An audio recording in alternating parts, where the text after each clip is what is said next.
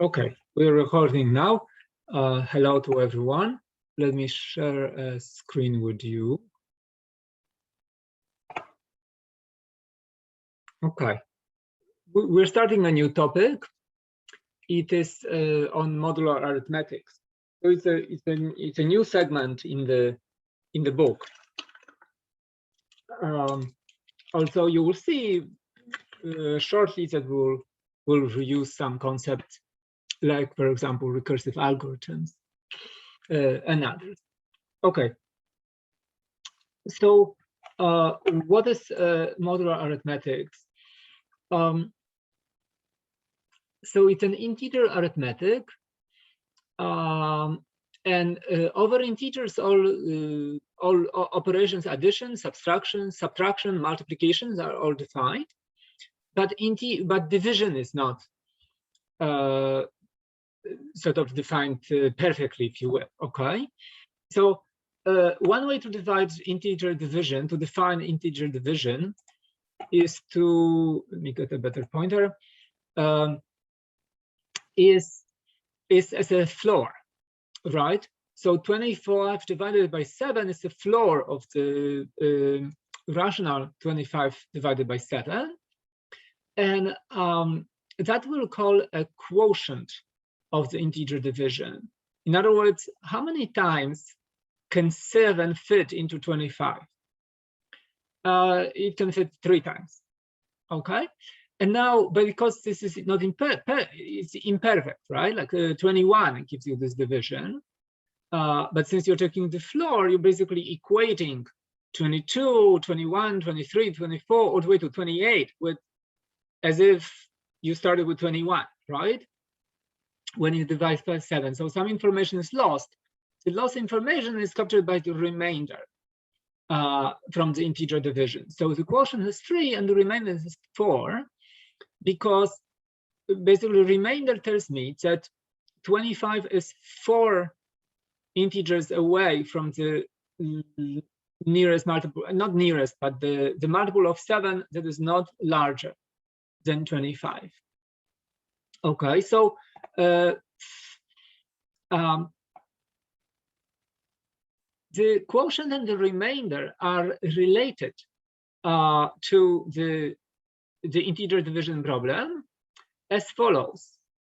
The number you're dividing is equal to the quotient times the divisor plus the remainder, right? So in fact, quotient and remainder can be defined in this way. Okay, it's the only pair of numbers, of integers, which satisfies this equation, where the remainder is between 0 and the number that you're dividing by. So remainders from modular division, it's like, if let's say that you're dividing by 7, essentially put all the integers on the line, right, like they are, and accept that we're sort of counting by multiples of 7, and the remainders are how far are you from the nearest multiple to the left, okay, of 7. These are the remainders, so they cycle. Like 21 will have the remainder 0, 22 remainder 1, 23 remainder 2, remainder 3, remainder 4, all the way to 27, which has remainder 6, and then 28 again is 0, if you're thinking of remainders. So remainders cycle 0, 1, 2, 3, 4, 5, 6, and then again 0, 1, 2, 3, 4, 5, 6, 0 again. So there are cycles like this, right? If you're thinking, what remainder do I get? What's the function that the functions that assigns to an integer the remainder from the integer division of that integer by 7? Okay, that function I'm stressing about it because that's a modular reduction function. So let n and d be integers, and when we want to divide, like we divide by positive integers. Okay, so let's say that d is greater or equal to 1. Then the number and the divisor define a unique pair quotient remainder such that first of all, the remainder is in that range between the 0 and the divisor -1. So that was the range from 0 to 6 in the previous slide, because d was 7. And number n is representable as some multiple, namely quotient amount of d's, plus that remainder. So if you divided 25 by 7, the quotient was 3 and the remainder was 4. These functions have names. So the quotient, that's the function n_div2, n_div_d. That's the integer division function, and it's the same as the floor of the rational division. The remainder also has a name. That's the modular reduction function.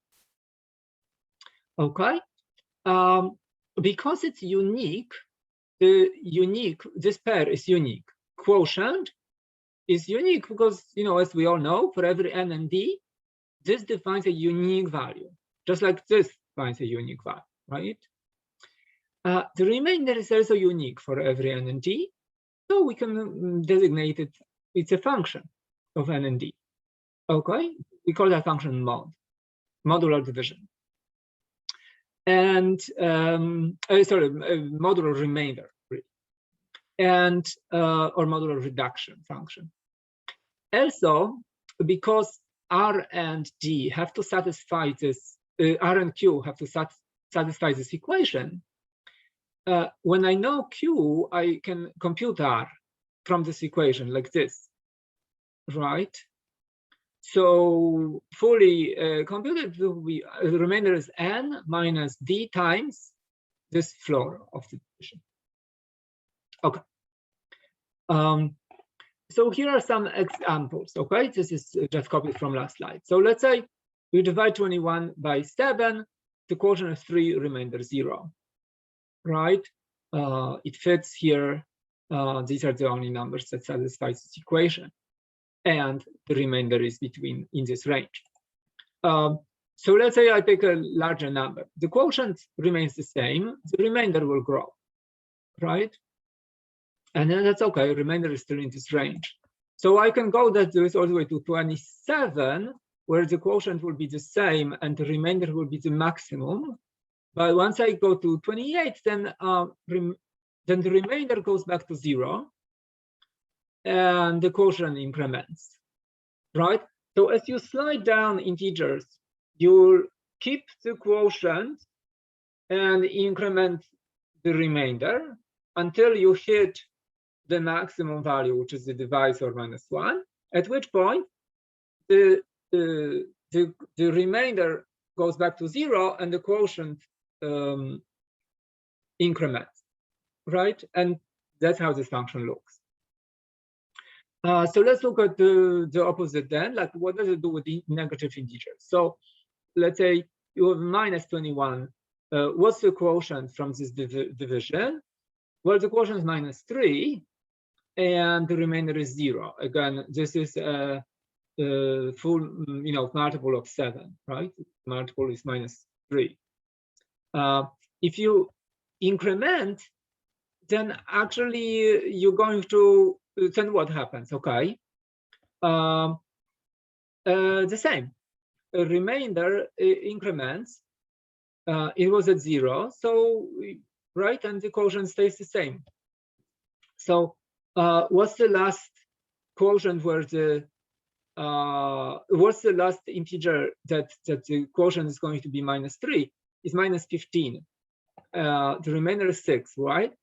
So -15 is -3 times 7, so that's -21, plus 6. -21 plus 6, -15. You add one more, and what will happen? Because the remainder is the max, so now it will zero out, and the quotient will increment, right? So that is everywhere true. No matter whether with negatives or with positives, this cycle of you increment a quotient, first remainder cycles, and when it reaches maximum, you increment the quotient. Okay, so you can compute this in a loop. Here is the little loop that computes this, right? you can compute it like this.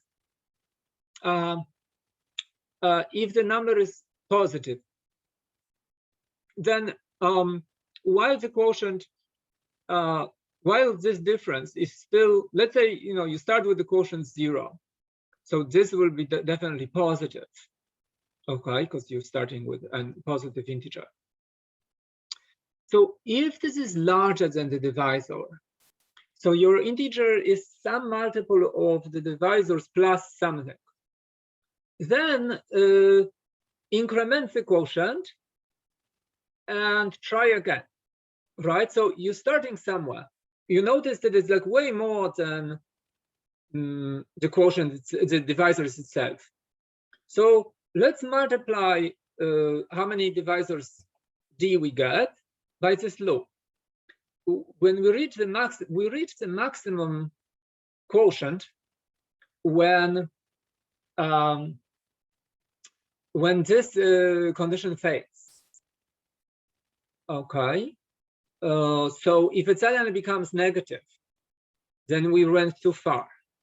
So this loop is going to break at that point and jump here with the largest quotient that made this positive. Okay, and that's the correct one, and then you just compute the remainder. Okay, you can check this code works, and there's a corresponding code for the negative. You just decrement the quotients going down. Okay, you will not be responsible for this code. It's like, okay, you can compute this if you want, but we don't really care for it. So but I guess that's your procedure. Search for the smallest, search for the nearest multiple of the divisor, and it has to be to the left, right? So it's really not the nearest, it's nearest in the left direction. Okay, so okay, minus 52 divided by 5. It is the quotient is minus 10, and the remainder is 3. So going to the left, what was the nearest multiple? It was minus 55. Sorry, minus 55, the nearest multiple of 5.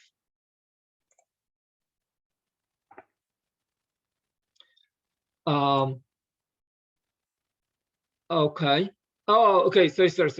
What am I? I'm confused by my own slide.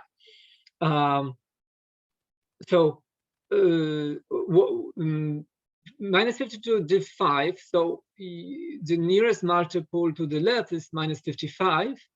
So that was minus 11. So it's either this or that. And now from minus 11, how many things? Minus 55, how much do you have to add to get back to minus 52? 3. Okay, so yeah, so you guys are right. It is this one. Okay. Now let's say minus 66 mod 10. So I have to get what's the nearest multiple of 10 to the left of minus 66 is minus 70. And then how much do I have to move to get to minus 66? 4. So this is the right answer. Okay, for that question. What about minus 66 mod 11? Okay, minus 66 is a multiple of 11. So the remainder of that division is 0. So this is the answer. Okay. Okay. So the modular reduction is a function from integers to integers within this range. There are only remainders. This is remainders from division by n. The remainders have values in this range. And when you assign this function to integers, it's like as if you wrote cycles from 0 to n-1 that repeat across, right, like the integer spectrum. Now, you can restrict your arithmetic operations to this set. And that's essentially modular arithmetics. So you can add two residues. This set is called residues mod n, because the residues of modular division by divisor n. You can add two numbers modulo n. What does it stand for? It stands for an addition, but we don't really care for the integer value of this addition. We only care for the modular reduction of that value mod n. So in other words, we take whatever this integer is and we do this mod n function. We map it to this range. Okay. We could also multiply mod n, meaning we multiply over integers and then perform the same modular reduction. So we don't really care for the result as a whole. We just care about what is it mod n. In other words, what is the residue of this result when integer divided by n. Okay, so what number in this range does this mod n function assign to x times y? That is the answer to the question. Okay. In computing all arithmetic expression mod n, you can at every step you could simplify and compute the results mod n. For example, if you have to compute x plus y mod n, and let's say that both x and y are bigger than n. So actually, and let's say these are 5-digit numbers, and n is only two digits. So adding two 5-digit number, okay, so you have to add a bunch of digits and two carries. So let's say that you want to save your time. Well, you could first compute the modular reduction of the first number, mod n, then the second one, and now all you have to add are small numbers. They are in the range from 0 to n minus 1. So the addition will be cheaper. So, okay, so let's say 152 plus 219 mod 5. Well, I can just compute 158 mod 5, which is 3, right? Because this the next, yeah, okay. 155 is the multiple of 5. 219 is the 4 mod 5. So this really stands for 3 plus 4 mod 5, which is 3 plus 4 is a 7, mod 5 is a 2. Okay, and I guess it's not that much easier than if I just took these and added them. But when these numbers grow larger, then it will be easier. So, for example, the same is true for multiplication. So if you have to compute the product of two numbers mod n, you might just as well first reduce both of these arguments, mod n, and multiply those residues. And for a good measure, because when you, even though this is a residue, so this is some integer between 0 and n minus 1, and this is integer from 0 and minus 1, where the product could be even as big as n squared. So you still do a modular reduction then. Okay? If these numbers are big, you definitely save time doing this. Right? So for these, you see, if I had to do this multiplication, I would sweat a little bit with a piece of paper, right? But in fact, I don't need to, because I only need to evaluate this inner multiplication. Instead, I take 158 mod 5, which I know is 3. I take 219 mod 5, which I know is 4. 3 times 4 is 12. Mod 5 is 2. It turns out that these two numbers multiplied mod 5 and added mod 5 actually give you the same number. It's a 2, right? But that's the same as to say that 3 plus 4 mod 5 is 7, and which is 2 mod 5, and 3 plus 4 is 12, which is also 2 mod 5. Okay. Okay, so let's see something here. Okay, so maybe this is better to have a piece of paper now. So I'm gonna do on my sheet and see, and so should you. So I compute.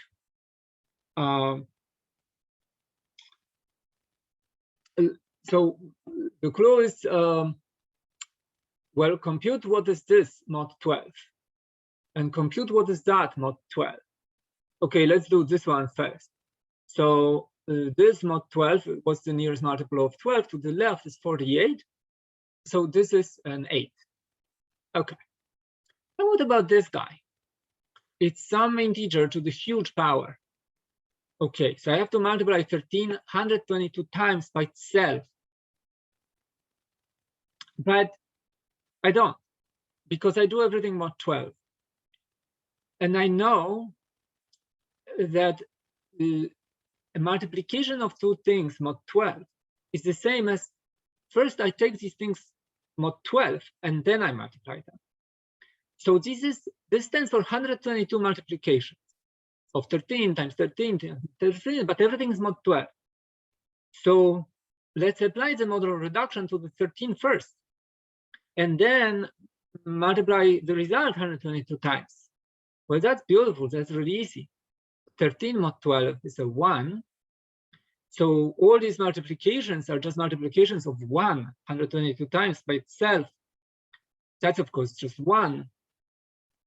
So the end result of this mod 12 is simply 1.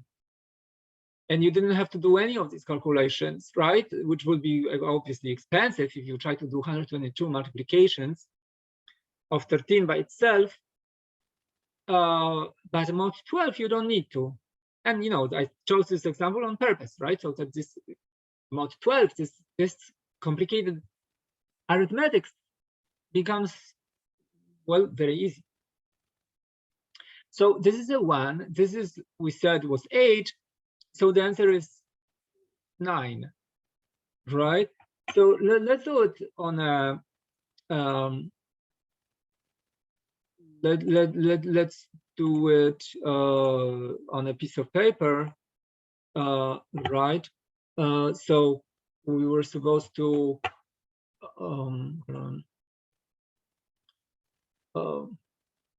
so it's 13 plus 13 to 120 plus 56 mod 12.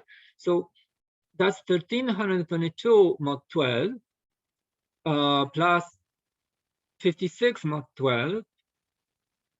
And I take the whole thing mod 12. Okay, so as we said, this is simply A. Okay, now what about this thing inside here? Yeah, so this is 13 times 13 times 13, and I do this 122 times. But it's all mod 12. So now by the previous slide, which said A times B mod 12 mod whatever, so call this modulus M, is the same as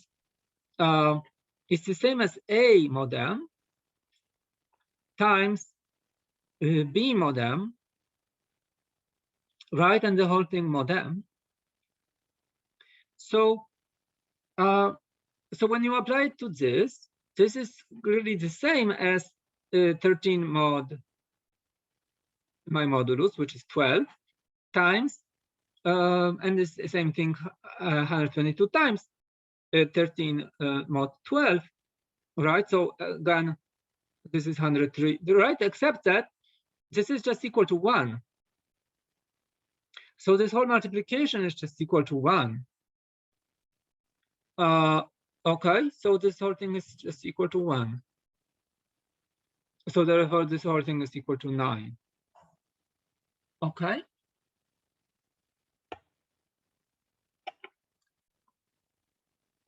All right. Let's go back to the slides. Let's see some more examples. Okay, so 34 to 74. So I want 34 to 74th plus 120 mod 11. And I'll write the second thing. It's 56 times 72 plus 62 mod 7. Okay, let's do this. Okay. So okay, so that's, as we said, 34 74th mod 11 plus 120 mod 11, the whole thing mod 11.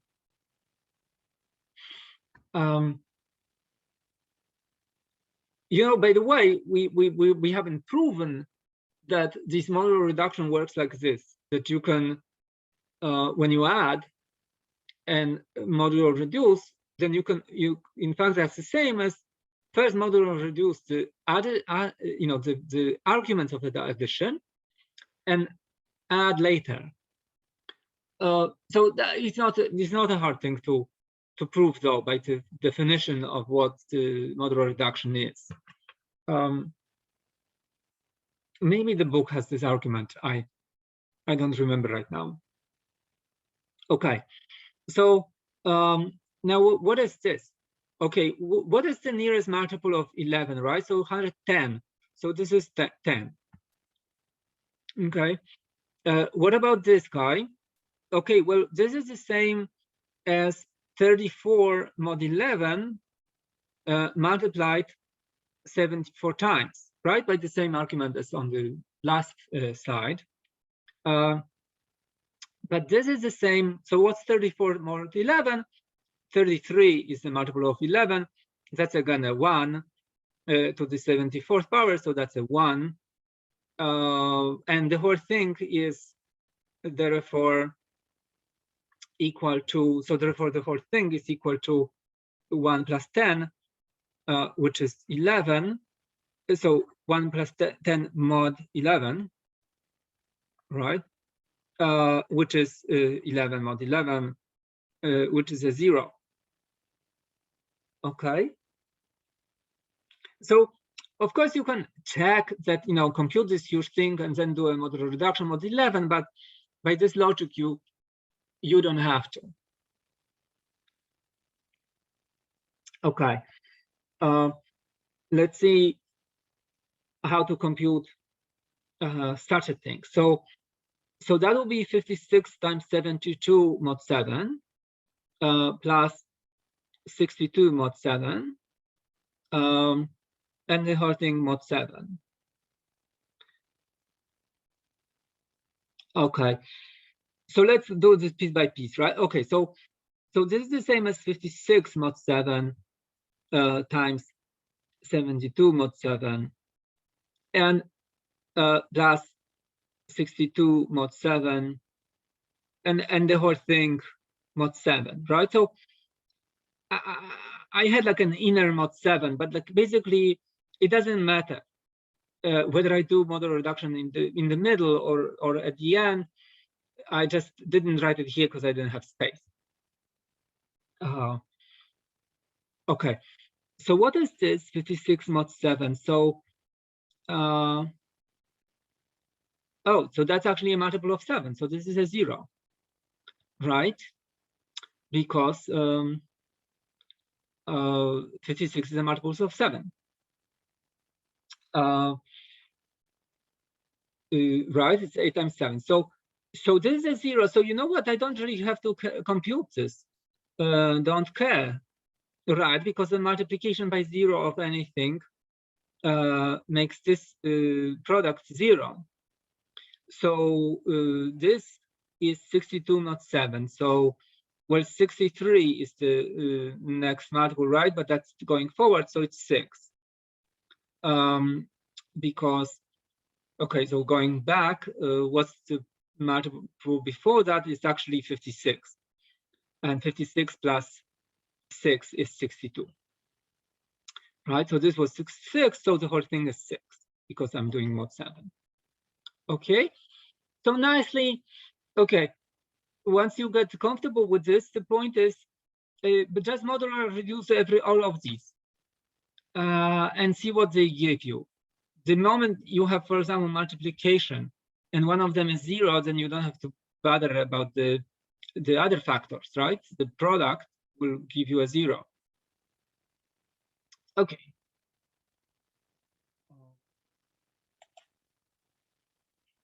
Let's go back to the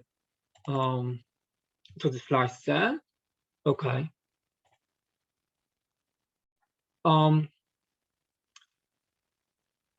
So what we just seen this example is that basically any multiple of the modulus acts like a 0. If, for example, you have to compute this mod 17. So you do everything mod 17, all of this stuff. Now you notice 170 is a multiple of the modulus. So this is 170 mod, this is a 0. So the product here is going to be a 0.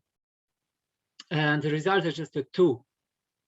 Okay, so this thing is just 2.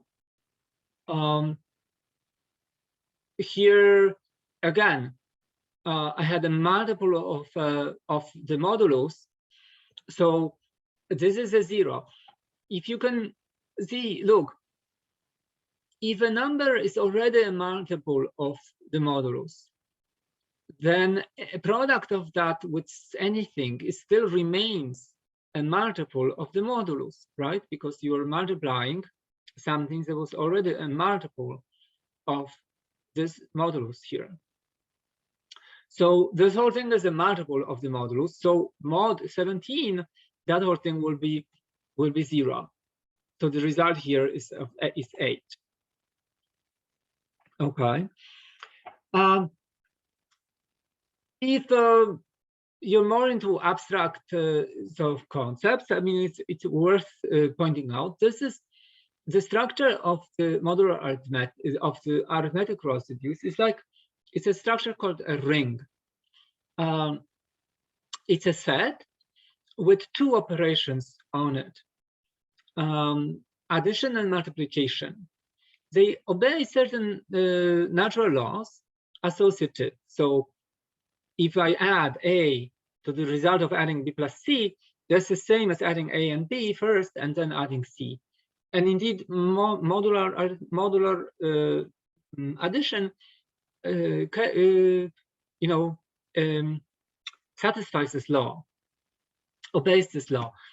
Distributive A times B plus C is the same as A times B plus A times C, etc. It also has the identity element for addition. It's a 0. It's an identity element, meaning if I add 0 to anything, that thing remains itself. Multiplication has an identity as well. If I multiply anything with a 1, then the result is that thing itself. The important thing is that one more law here is that that I didn't write on the slide, but it's important. In addition, there are inverses. So x, for every x, there is an element y such that if I add x and y, I get a 0. In modular arithmetics, this is true.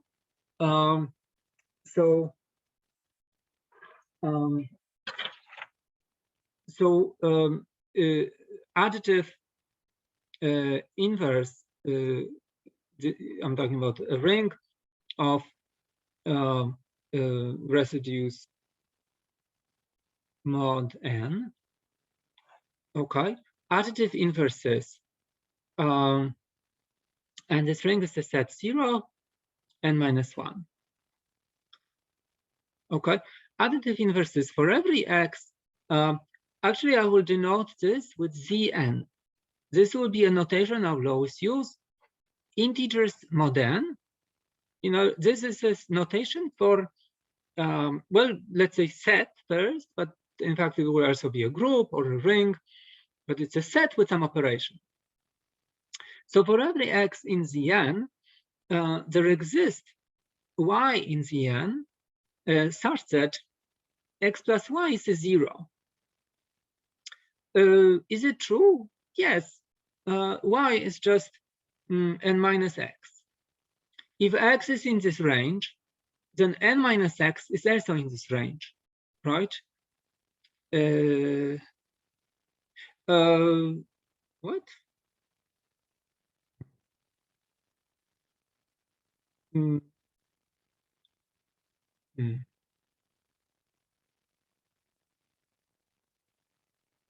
No, it's not.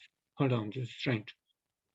Okay, so it's definitely true that x plus y is x plus n minus x, so that's the same as n mod n. Okay, so I have to set this like this. Okay, well, I guess I have to do this. Okay, because if x is 0, then this is an n, which is outside of this range. But if I reduce it mod n, then I get a 0. So the inverse of a 0 is a 0. Well, true enough. 0 plus 0 is 0. But for all numbers higher than a 0, n minus that number actually is in this range. So you don't need this reduction. Okay, but reduction is fine. Something is a field if also it is true that for every x in the field, there exists a y in the field. Okay, every x such that except for a 0 element, such that x times y is this is a special element which is an identity of addition, and this is the special element identity of multiplication. And this is true over in a field. In a ring, not necessarily so.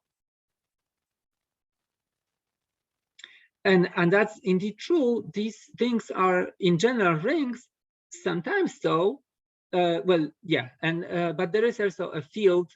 Well, depends on, as we'll see in a bit, on this ring will become a field if the modulus is a prime. Okay, but let's see. We'll get there in a few slides.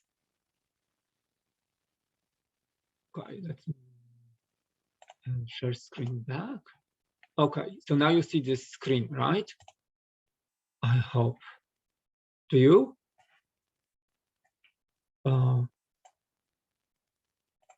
Maybe not.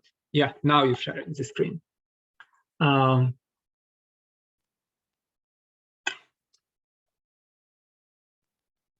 Okay, you see the slides. So somebody said that this my writing is not very clear, right? Okay, maybe I should use a darker pen. Okay. Oh, okay. Sorry about that. I will photograph these slides and make sure they are in a better light. Okay. Okay. All right. So let's look at this ring Zn at the ring of modular residues, and let's look at the addition and multiplication in that ring. Okay. Okay. So let's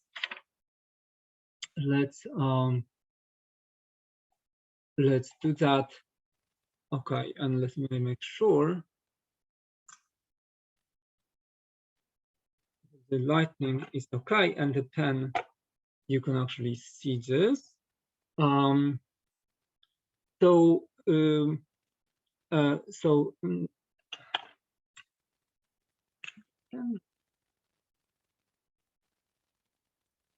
Zn ring. Okay, I guess this is a better pen. Okay, let's take an example, n equal 5. Okay, so here's the addition table in this addition table in Z5. First of all, what is Z5? So this is the 1, 0, 1, 2, 3, 4. These are all the residues in modular division by 5. Okay, so here is the addition table. You have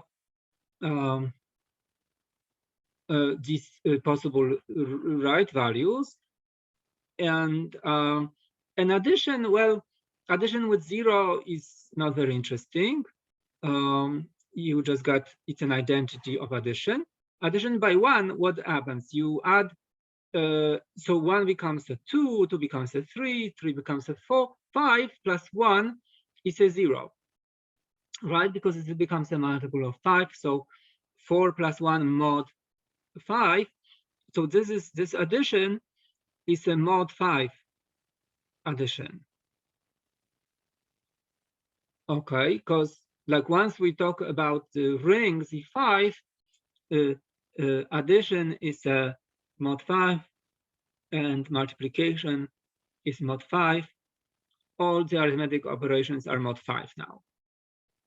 Okay, so let's look at adding 2, right? So to 0, you got 2. I get consecutive values, but when I add 2 and 3, I get the 5, which is the 0. 4 and 2 is a 6, so it's a 1. 3 and 0, 3. 3 and 1, 4. 3 and 2, 5, which is a 0. 3 and 3, 6, which is a 1. 3 and 4, 7, which is a 2. 4 and 1 is 5, which is a 0. And sorry, 1, 2, 3. So because we are adding consecutive integers, then these have to increment, right? And because they also increment that way, so we are starting with higher and higher position, they increment, and once you hit a maximum value, the next one will have to be a 0, and then they cycle. So in fact, every row in this table is the original cycle, just shifted, just rotated, right? So this is the original one. We shifted to the left. We shifted one more. We shifted one more. We shifted one more. If we did one more shift, it would become the original one, right? If we had, addition plus 5, but we don't need to because 5 is a 0. So of course, the next row here is the copy of this first one. Okay, let's look at product, and this again, it's a mod 5 multiplication. Okay, so we have our ring here: 1, 2, 3, 4, 5, 0, 1, 2, 3, 4, 5. Well, now multiplying by 0 is supremely uninteresting, right? Because multiplying by 0 has a very predictable effect. Multiplying by 1, not particularly exciting either, right? Oh, I didn't need 5. Okay. So it's a table, so I guess I should do this.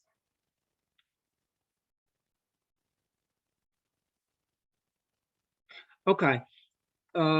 So seems like maybe something more interesting will happen here. Let's see. 2 times 2 is 4. Mod 5, it's still a 4. 2 times 3 is a 6. Mod 5, it's a 1. 2 times 4 is an 8. Mod 5 is a 3. Well, you might observe all these integers appeared, all the residues appeared here, but now they are no longer in their original order. So I'm not only shifting, I'm kind of permuting them in some way.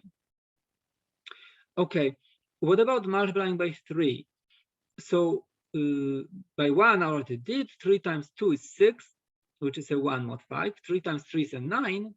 Mod 5, that's a 4. 3 times 4 is the 12, and mod 5, that's a 2. again, actually, all residues appeared in this line, but well, in an order that it's not clear, you know, if it's some predictable function of, I mean, of course, you can compute what these things are, but I couldn't tell you how these guys are going to be permuted in a given line. Okay, what about this? 4, 0, 4. 4 times 2 is 8, which is, it's a 3. 4 times 3 is a 12, which we already know is a 2. And 4 times 4 is a 16. Well, that's a 1 mod 5. Again, everything appeared here. So remember that thing I said about the field? So observe the following, that Z5 is actually a field. Why is that? Because, well, so all laws like associative, distributive, and so forth work no matter what the modulus is. Okay, and integer addition always will have inverses, right? Just like on the previous slide, I said no matter what the modulus is, there is. What does it mean that there is an inverse? It means that for any of these numbers, there is one column where 0 appears. Well, because all the numbers here are just permutations of these shifted. So 0 will always appear here. And actually, it's a very predictable behavior, right? 0 is in 5 minus this argument. So if I want to, what's an inverse of 2, I have to go 5 minus 2. And indeed, in that column, there is 0. 5 minus 3, it gives me 2. And indeed, in the second column, there is a 0, etc. Right? But Z5 is a field, meaning that for every x in Z5, there is some y in Z5 such that x times y is a 1. Sorry, really overdid this one. Okay, okay, in Z5, but not a 0. You know, to ask that there is something that multiplied by 0 gives you a 1 is, you know, is asking too much, right?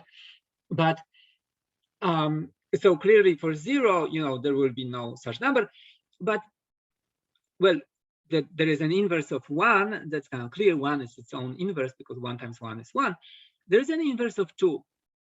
There is a number which multiplied by 2 gives 1 mod 5, and that's a 3. Okay, so there is a multiple, some multiple of 2 is a unity mod 5. Third, there is a multiple of 3 that is a unity mod 5. Well, it's the second one, because if 2 is an inverse of 3, then 3 is an inverse of 2. 4 also has an inverse, it's itself. Okay, 4 and 4 multiplied are a 1 mod 5. So the meaning of this is that there is something like 1/2 in Z5. That thing is a 3. What is a half? It is something that multiplied by 2 gives you a 1. Then, okay, of course, this element is not an element of the set. There is no half in the set of integers, but there is a 3, and it acts like 1/2 in a sense that if you multiplied this by a 2, you get a unity. So it's like effectively a half. Okay, and there is also there is something like 1/3 in Z5, and that's a 2. And there is also 1/4, and that's strangely 4. So in other words, you can divide in mod 5, because if these things basically exist in some way, I mean, there are these. So therefore, this means that you can divide. So that means that A divided by B is in Z5 for all A in Z5 and B in Z5, except for, B cannot be 0, right? Because in general, taking fraction with a 0 in the denominator is not a good thing. I mean, it just doesn't stand for anything. Okay. So, but I don't want you to go on, like use fractions. You can't. It's a bad notation. This group contains only integers. My point is that integer division exists in this field, and unlike the integer division we just introduced of quotients and modular rings and modular residues, this one is exact in the sense that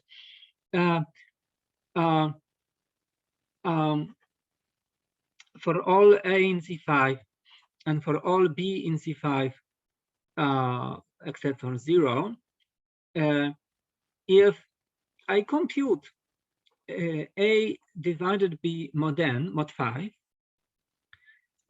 then I can now reconstruct A as B times C. So, which I couldn't from integer division because that one lost information. Remember when I took the floor, I lost information, right? So it couldn't go back. Now I can go back and forth. So let's say I start from, I want to divide 3 by, divide 3 by B4 mod 5. Okay, can I do it? Yes.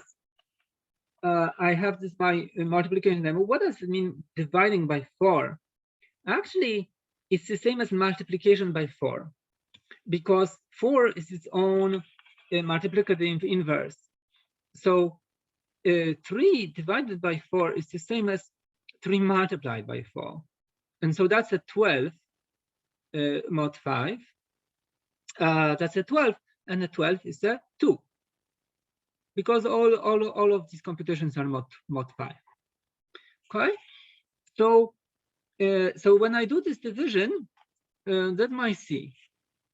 Okay, let's see if I can recover this from the divisor, and the result of the division is B times C, which in this case was 4 times 2, which is 8. Equal to 3, which are to A? Yes.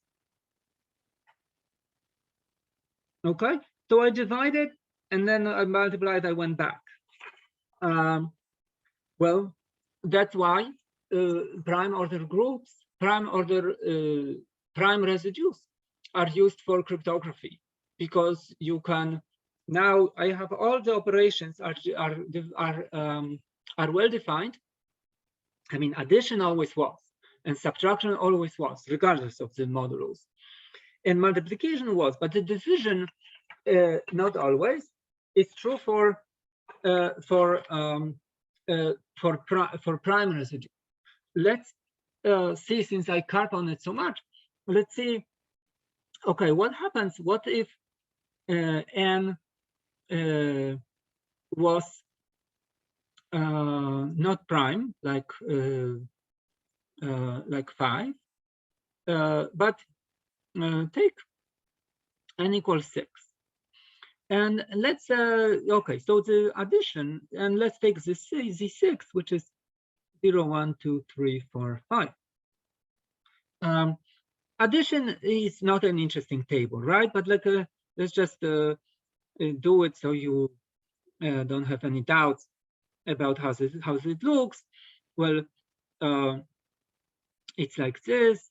I just shift the stuff like this. So adding 2 is 2, 3, 4, 5, 2, 3, 4, 5. So 2 plus 4 is a 6, which is a 0.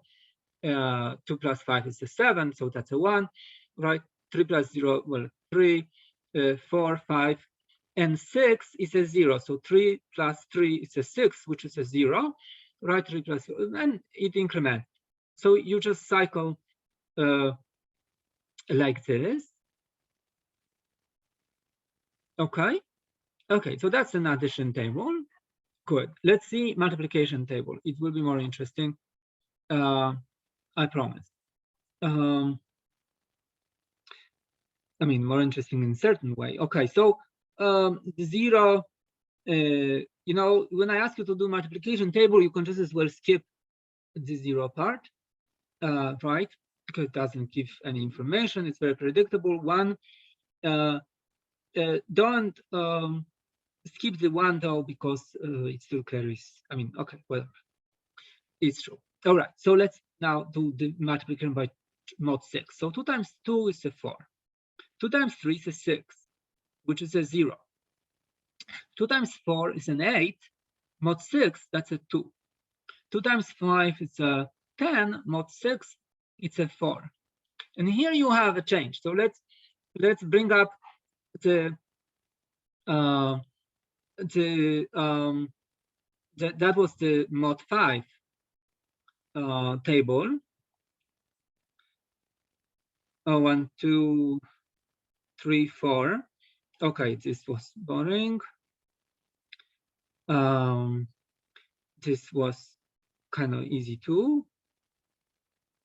And what was happening here? 2 times 2, 4. 2 times 3, 6, 1. 2 times 4 was mod 5 was 3. So I have a 1 and 3. I just copy because it's all symmetric. 3 times 3 is 9, which is 4. 3 times 4 is a 12, which is 2. I copy because it's symmetric. And then there is a 1. 4 times 4 is 16, which is 1. Okay. So that was the table then, mod 5. And now it's a multiplication mod 6. Okay. My modulus is 6 now. Okay. So so this is a, you know, recall.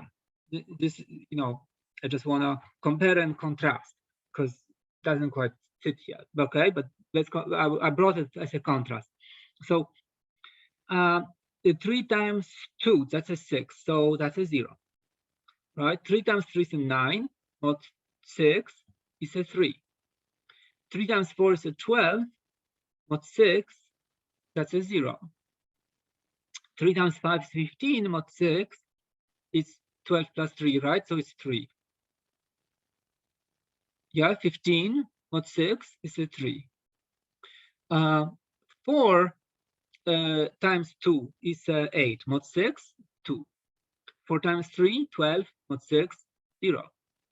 4 times 4, 16. Mod 6, 16 mod 6. So 16, what's the nearest multiple? Is 12. And 16 is 4 away from 12. And 4 times 5 is 20. Well, what's the nearest multiple to the left of 20? That's 18.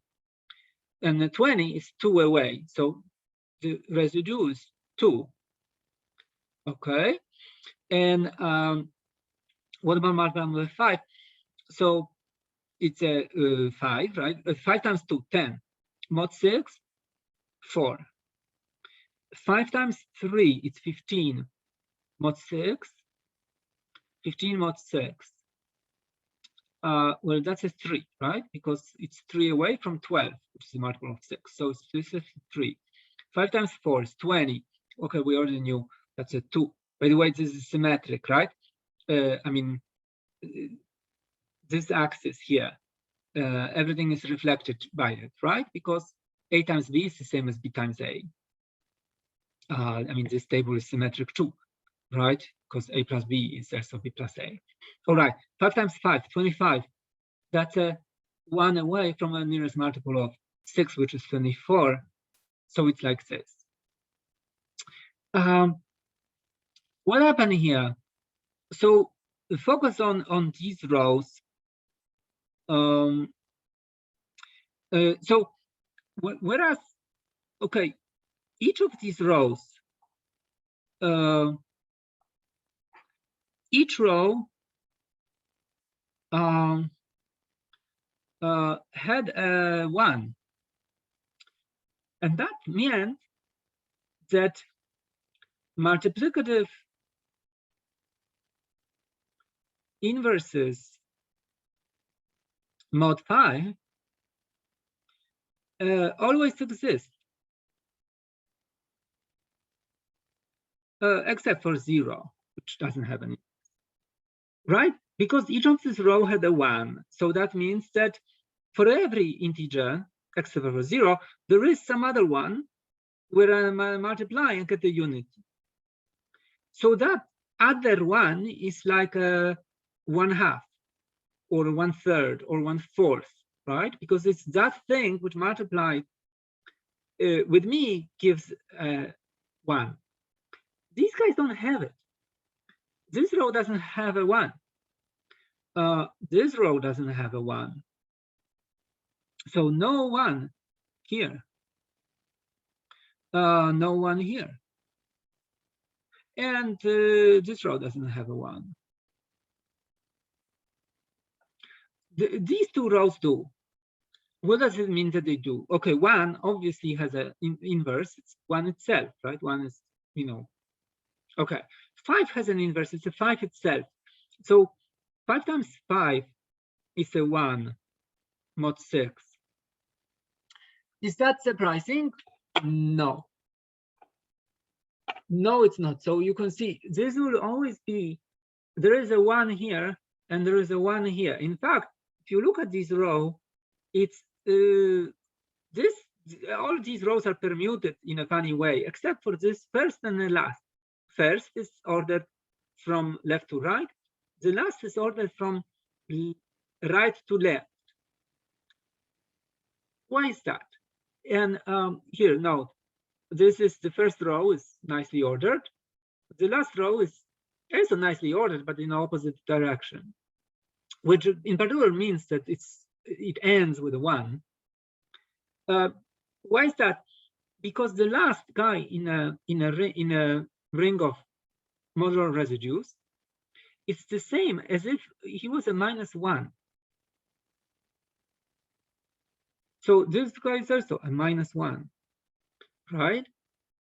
Because mod, whatever modulus, the last person is a minus, it's the same as -1. So multiplying by 5 is like multiplying by -1. And so it's the same numbers, but just minus. And that's true. 5 is a -1 mod 6. 4 is a -2 mod 6. 3 is a -3 mod 6. And 2 is a -4 mod 6. Why are they minus each other? Because added 4 and 2 give a 0, right? So it's the fact that this row, this column goes like this, right? This thing is, these are the same integers, but just listed in the opposite way.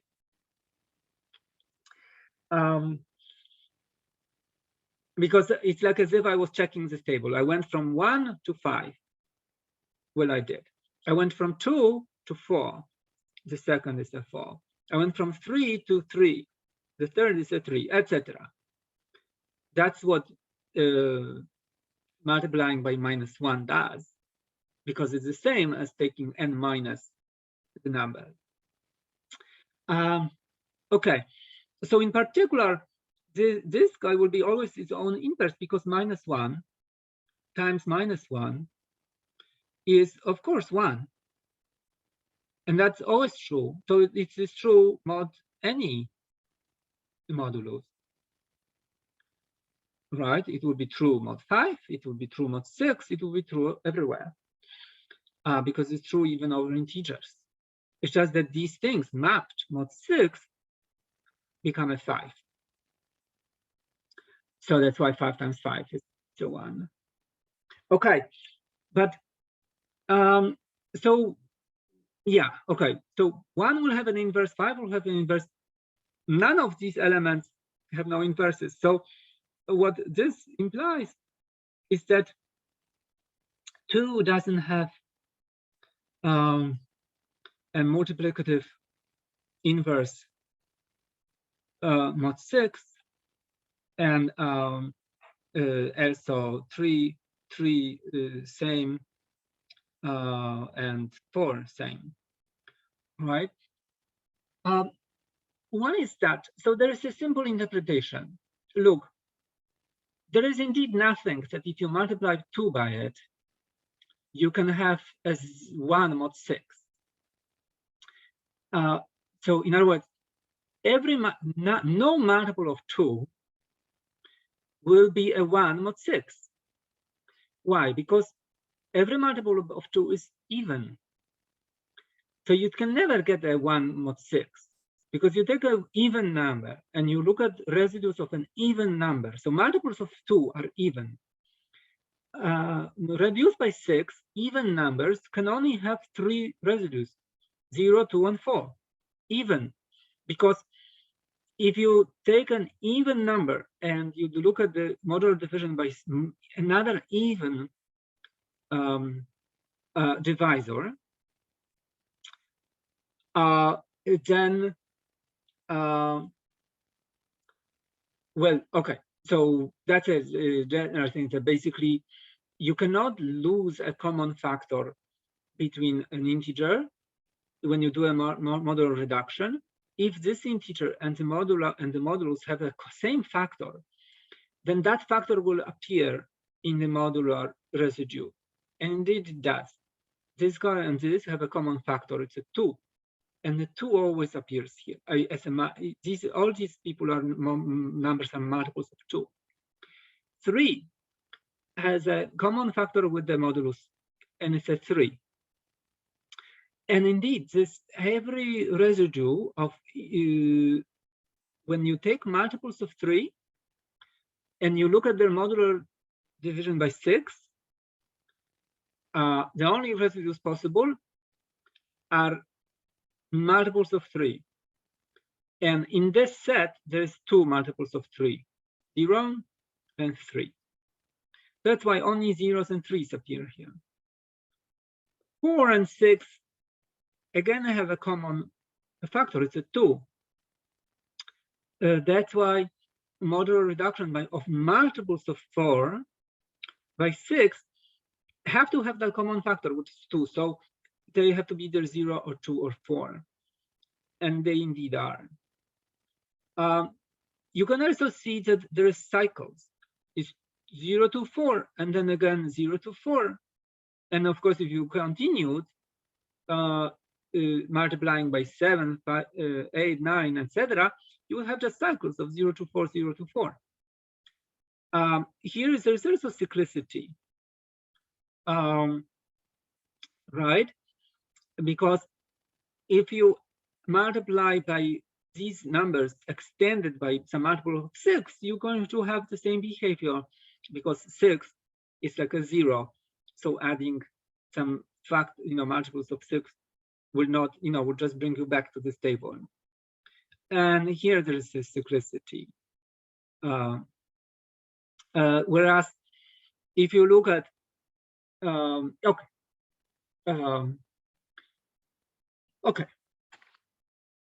What are we doing on time?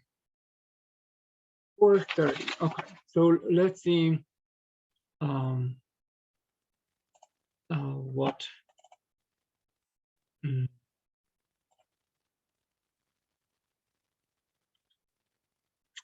Okay. Okay. So here's another concept.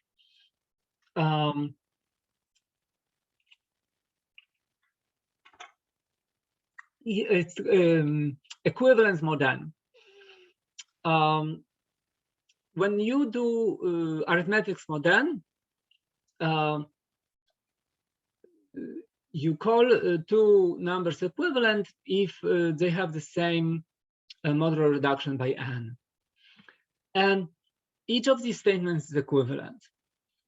If two numbers have the same modular residues mod n, that happens exactly at the same time, even only if the difference between these two numbers is a multiple of n. Okay. Why is that? Because this is, what is this? This is x minus some multiple of n. This is y minus some multiple of n. So for these two things to be equal, x minus some multiple of n is the same as y minus some multiple of n. So move y to this side and move these multiples to that side. And on the left, you have x minus y. And on the right, you have multiples of n that came from here on this side. So x minus 1 will be a bunch of multiples of n. Okay? And from this, you can also go back here.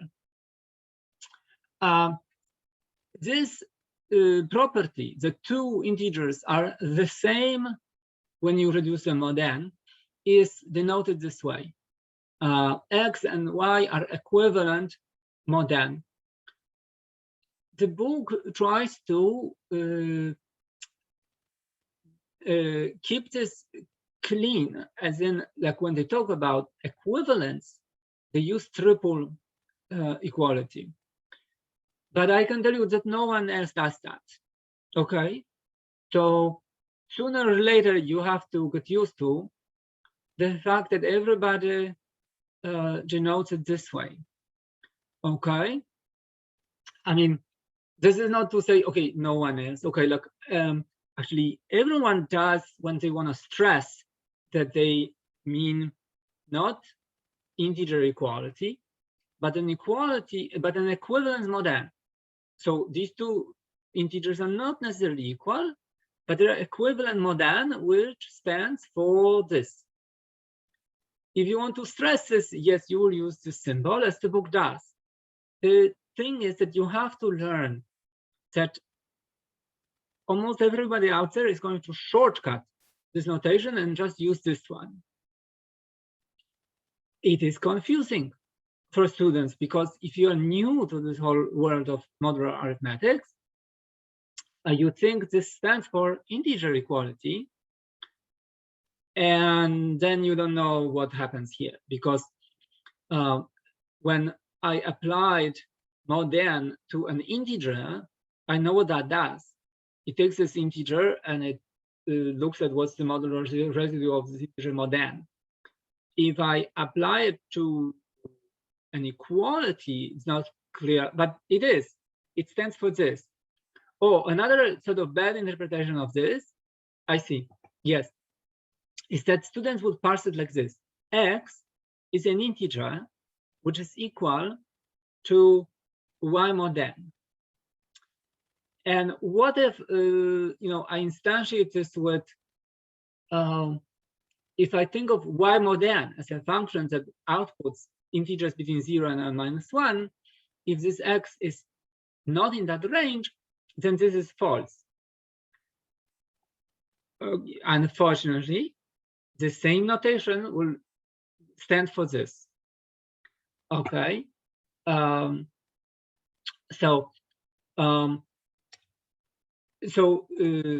I have this? No. So what I wanted to draw here is that when we, a number, there's unique integers, right? But once I map them mod n, let's say n is a 7, then 1 and 8 will be equivalent, or -7 and 7, or 6, -6 and 8, right? Because they're both 1 mod 7, if 7 is my modulo. Okay, so which of these numbers are, oh my goodness, I don't know. This is from some, this is from some presentation I'm working on, and I just pasted this without knowing. So please disregard this line. Which numbers are equivalent to 3 mod 11 out of these? Well, of course, 3. 11 is a 0, so no. -2 is a 9. -7 is a 4. -30 is 3. right? Because it's 3 away from minus 33, which is the multiple of 11. So minus 30 is, so it's, well, we can surmise it's this line because it's 3 and a minus 30 in it. Let's check that 558 is 3. Well, yes, because what's the nearest multiple of 11 is 55. So 58 is indeed 3 away. And 110 is the nearest multiple to the left. So 113 is also a 3 mod 11, right? So it's this one. Okay, you know what? Let me quickly sort of show what I meant here to just attune you to this the possible ambiguities of this notation. Okay. So I said that x equals y mod n, that this will stand for the following relation on integers, that x mod n as an integer is the same as y mod n, which also can be checked by checking the following, that x minus 1 y is a 0 mod n. Okay. Already this this notation might be ambiguous for you. So when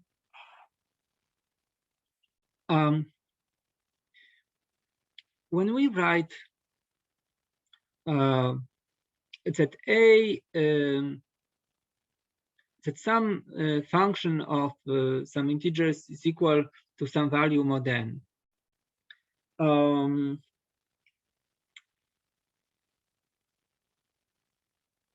we mean that this function is equivalent to the mod n, i.e.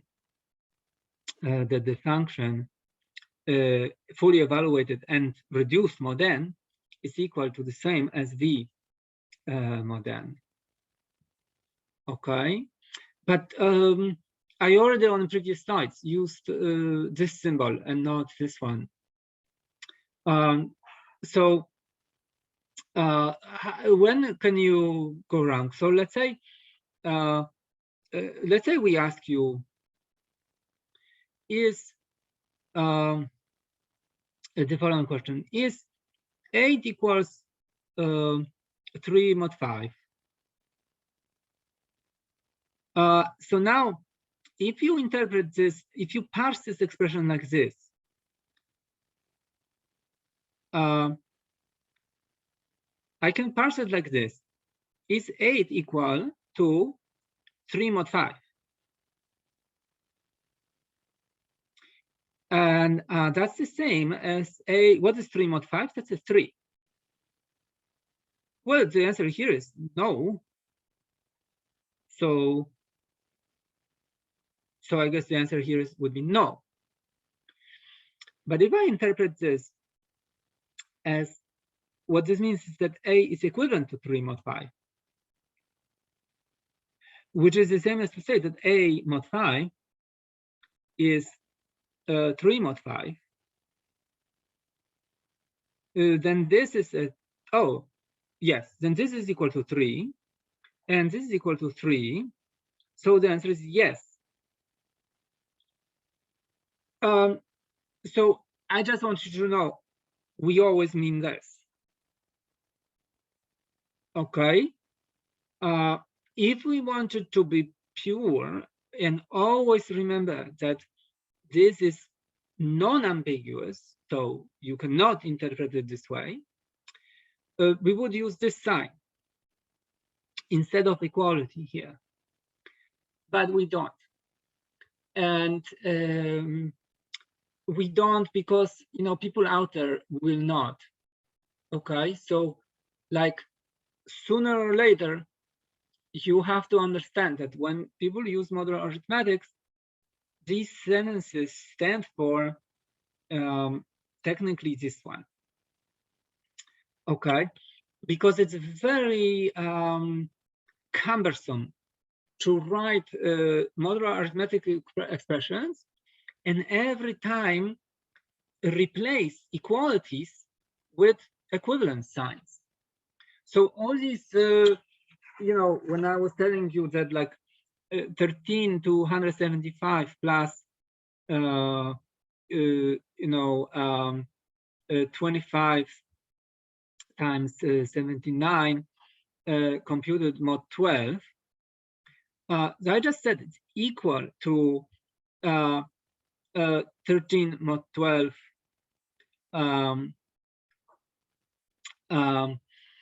so okay, so we did it this way, and I guess I will have to say mod 12 now, and 25 mod 12 times 79 mod 12, and the whole thing mod 12. So okay, which is you know 1 plus 2 times 79. Oh, okay, sorry. So let's do that.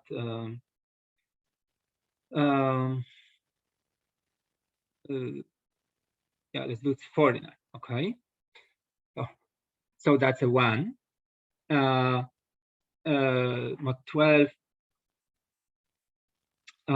which is yeah 3 mod 12, which is a 3. Okay. So it's a lot of mod 12s here. Instead, what I want to be able to write is this: 3 to 175 plus 25 times 49 is equal to 1 to 175 plus 2 times 1, which is 1 plus 2, which is 3 mod 12. In order, if I wanted to be pure, I would have to say that use equivalent signs.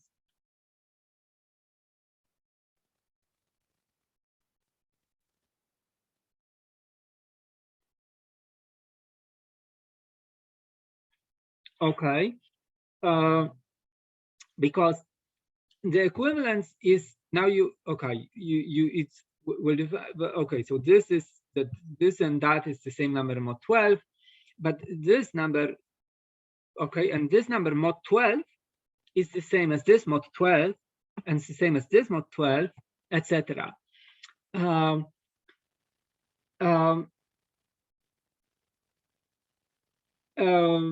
I will use this notation, and you have to get used to it, that if there is a modular reduction at the end, the meaning is this. In other words, what we're saying is that all these things are equivalent mod 12. All the operations are performed mod 12, and therefore I don't have to write for every, you know, in every immediate step, all these mod 12, mod 12, mod 12 for mod 12. Okay, I can just make this derivation, because in my head I know I'm computing mod 12. Okay, and I don't do just on head. I tell you that all the computations were done mod 12. I tell you just here at the end, not at every intermediate step. Okay.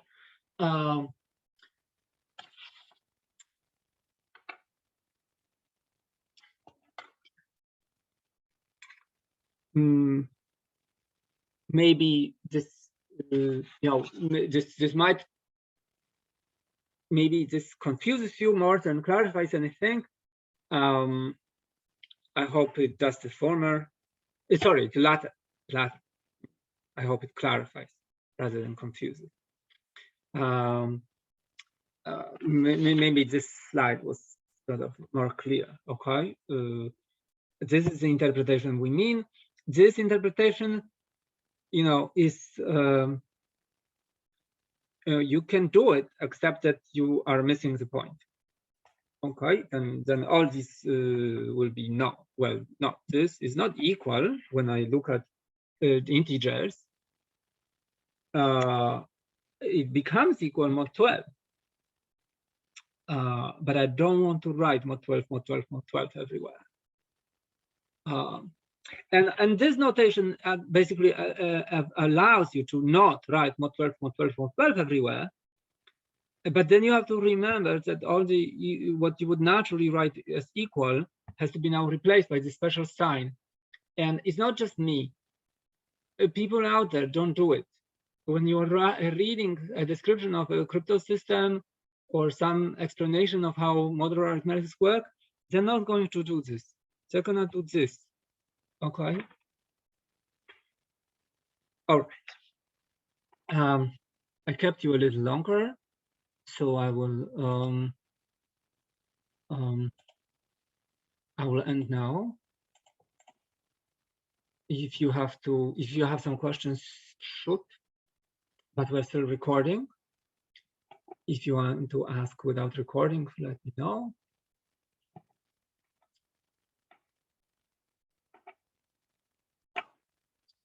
Okay, so I'll just stop recording.